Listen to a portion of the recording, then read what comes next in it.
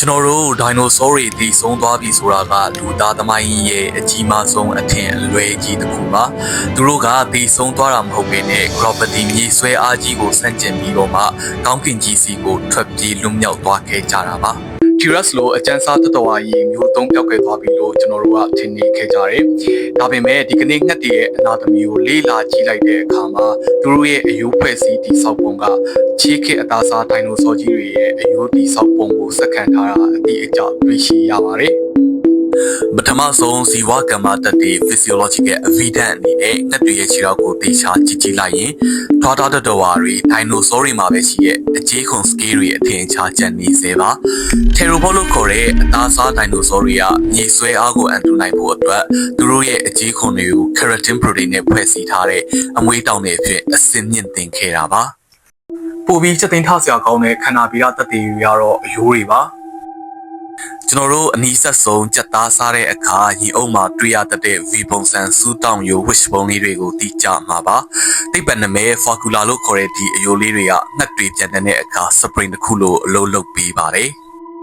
အော်စရာကောင်းတာကပြန်တန်းဖို့မလိုတဲ့တန်ချိန်ပေါင်းများစွာလေးတဲ့ T-Rex လို့အကျန်းစားတတော်အကြီးရဲ့ယူပါလေဒီ Facula အယိုးကိုအတိအကျတွေ့ရပါတယ်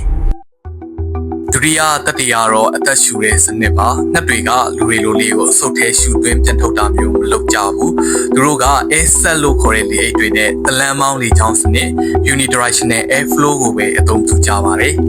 ဒီလေအိတ်တွေကခန္ဓာကိုယ်ရဲ့နေရာယူလို့အယိုးတွေထဲထိထိုးဖောက်ဝင်ရောက်နေပါတယ်။ Theropod လို့ခေါ်တဲ့အသားစားဒိုင်နိုဆောတွေရဲ့ကြောရိုးစေးရုပ်ချင်းတွေကို CT scan ရိုက်ကြည့်လိုက်တဲ့အခါမှာလေအဲဒီလေအိတ်တွေဝင်ရောက်ဖို့အခေါင်းပေါက်ငှက်တွေပုံတွေအထင်အရှားရှိနေတာကိုတွေ့ရတယ်။ဆိုလိုတာက T-Rex တကောင်အသက်ရှူတဲ့ပုံစံကအခုကျွန်တော်တို့မြင်နေရတဲ့ငှက်တွေရဲ့အသက်ရှူတဲ့ပုံစံနဲ့လုံးဝ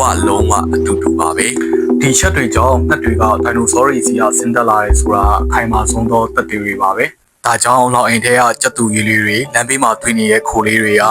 လွန်ခဲ့တဲ့နှစ်တန်းပေါင်း60ရဲကကောင်းကင်ကြီးဆိုထွက်ပြေးလာခဲ့ကြတဲ့အသက်ရှင်နေသေးခဲ့တဲ့ဒိုင်နိုဆောလေးတွေပါပဲဒါပေမဲ့ကဘာကြီးကိုတကယ်တမ်းလွှမ်းမိုးထားတာကကျွန်တော်တို့ဉာဏ်ရည်မြင့်လူသားတွေငှက်တွေဖြစ်ပြောင်းလဲသွားတဲ့ဒိုင်နိုဆောတွေလုံးဝမဟုတ်ပါဘူးကျွန်တော်တို့ရဲ့မျက်ွယ်မှာကဘာမြေရဲ့ဂေဟစနစ်တစ်ခုလုံးကိုတိတ်တဆိတ်ထိန်းချုပ်ကြိုးကင်နေတဲ့